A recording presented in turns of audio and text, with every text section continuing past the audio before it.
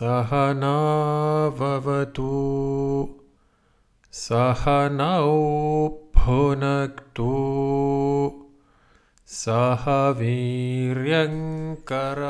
Namasté, bonjour, je m'appelle Philippe. J'ai créé ce podcast pour partager avec vous certaines pépites de la philosophie et de la pratique du yoga, mais aussi parce que je souhaite tordre le cou à certains préjugés.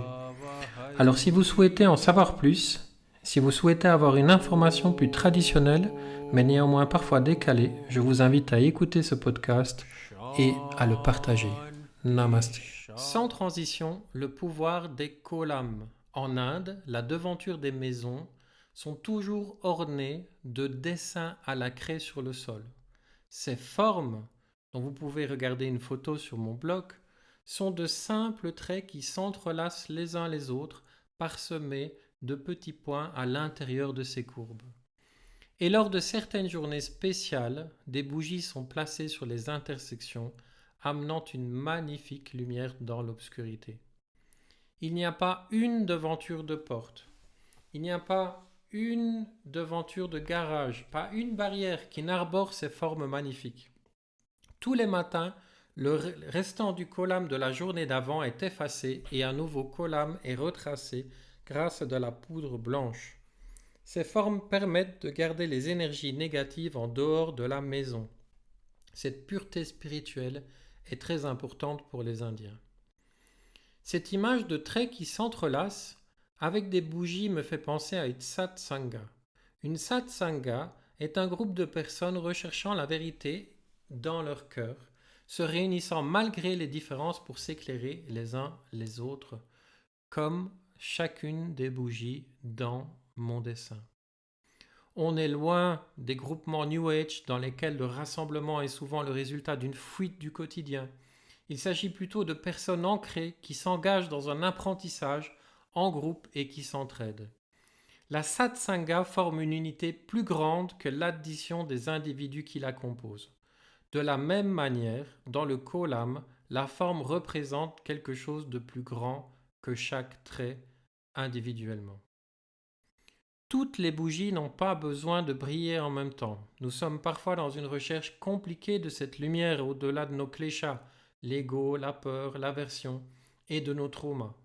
Il est impossible de chercher la lumière sans traverser nos ombres.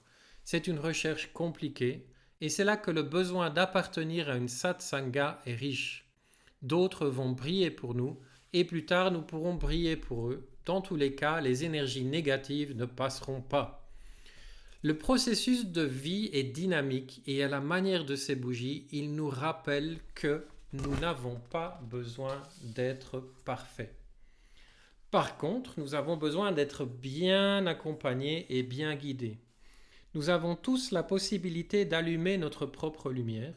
En fait, si l'on en croit les Upanishads, la lumière brille toujours en nous. C'est la vie, la conscience, l'amour, la joie. Elle est juste recouverte par nos conditionnements, nos peurs, nos traumas, qui nous croyons être, et la pression capitaliste aujourd'hui en rajoute une belle couche. C'est pourquoi nous méritons tous de faire partie de ce genre de satsanga ou de kolam. La seule condition est la suivante: sommes-nous vraiment prêts à aller chercher notre lumière au-delà de nos ombres? Chaque lumière produit aussi une ombre. Et c'est là que souvent les choses se compliquent parce que nous pouvons nous sentir assez mal en traversant ce tunnel. La Hatha Yoga Pradipika parle bien de cette traversée du désert. La quête spirituelle est constituée en 4 étapes selon ce texte crucial pour le Hatha Yoga. La première étape, que l'on appelle en sanskrit Arambha Avastha, c'est le début du chemin. Soudainement, nous apercevons une lumière au bout du tunnel. Quelle joie! C'est un moment d'excitation et d'enthousiasme. Notre énergie fonctionne mieux. Nous sommes comme amoureux de la vie, du yoga. Nous sommes un peu dans la lune de miel de notre spiritualité. Tout devient possible pour nous. Du moins, c'est ce que nous pensons. Il ne faut d'ailleurs pas prendre de décisions irréalistes à ce moment-là, car nous avons tendance à nous surestimer. La deuxième étape, Gatha Avastha, c'est l'étape du roulement de tambour en français. S'il est vrai que l'énergie fonctionne différemment pour nous, elle traverse doucement l'armure de notre ego pour se diriger vers notre propre nature. Ce qui paraît être extraordinaire est en fait un gros moment de crash personnel. Connectés à nos potentiels, nous comprenons que nous avons réalisé de nombreux choix par erreur dans le passé, en raison de nombreuses associations de notre ego, etc. En même temps, nos potentiels n'ont pas encore été suffisamment nourris et nous ne pouvons pas encore nous appuyer dessus. Du coup, nous cherchons quelque chose de nouveau, mais nous n'avons pas encore les moyens d'y arriver. Nous savons quelque part que le passé ne nous convient plus ou plus tout à fait, car tout n'est jamais à jeter dans le passé, et nous n'avons pas la force encore d'aller dans le futur. C'est un burn-out, un crash, une dépression, et de très nombreuses personnes reviennent en arrière car il y a trop de choses à changer. La troisième étape, que l'on appelle Parichaya Avastha, c'est le début d'une lente reconstruction. Les choses se mettent en place petit à petit. Nous sommes plus en phase avec qui nous sommes. Notre vie commence à prendre une réelle direction authentique. Notre bougie intérieure s'allume, mais malgré tout, les challenges restent nombreux. Enfin, la dernière étape, que l'on appelle Nishpati Avastha, c'est-à-dire l'étape de l'harmonie. Là, nos potentiels et notre vie extérieure se rejoignent pleinement.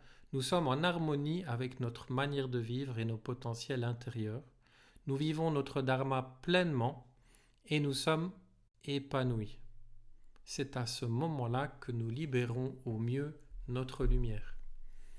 Cette transformation d'une chenille en papillon n'est pas simple et c'est la raison pour laquelle il est important de faire partie d'un kolam ou d'une satsanga dans laquelle certaines personnes sont à différents niveaux et peuvent nous aider ou nous inspirer.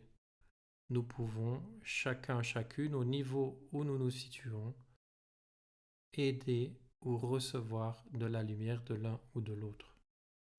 Cette lumière ne nous appartient pas qu'à nous-mêmes et nous ne pouvons pas la faire briller en permanence. C'est pourquoi appartenir à ce genre de groupe est crucial. Namasté. N'hésitez pas à visiter mon site mitra-yoga.be pour d'autres informations. Om Sahana Vavatu Sahanao Bhunaktu Sahavir